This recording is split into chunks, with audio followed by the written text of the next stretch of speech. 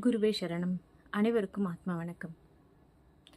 நம்ம குருதேவ வாசி யோகமில் இருக்கிறனால எந்த சுச்சுவேஷனை பார்த்தும் கலங்கக்கூடாது. ஏன் சொல்கிறேன் அப்படின்னா, எந்த சுச்சுவேஷனுக்கும் பவரே கிடையாது. அந்த சுச்சுவேஷனை நீங்கள் உற்று பார்த்தீங்கன்னா தான் அந்த சுச்சுவேஷனுக்கு நீங்கள் பவர் தரீங்க. ஆனால் நம்ம அதை பார்க்குறத விட்டுட்டு, அதாவது எந்தெந்த சூழ்நிலைகள் நம்மளுக்கு பயம் தருது, கஷ்டம் தருது, எதிர்பார்ப்பு தருது, படபடப்பு தருது, எண்ணங்களை தரக்கூடிய எந்த சூழ்நிலையாக இருந்தாலும் அந்த சூழ்நிலையை இதை நாம் ஏன் ஹேண்டில் பண்ணிகிட்ருக்கோம், இதை நம்ம இதயத்தில் சுமக்கக்கூடாது.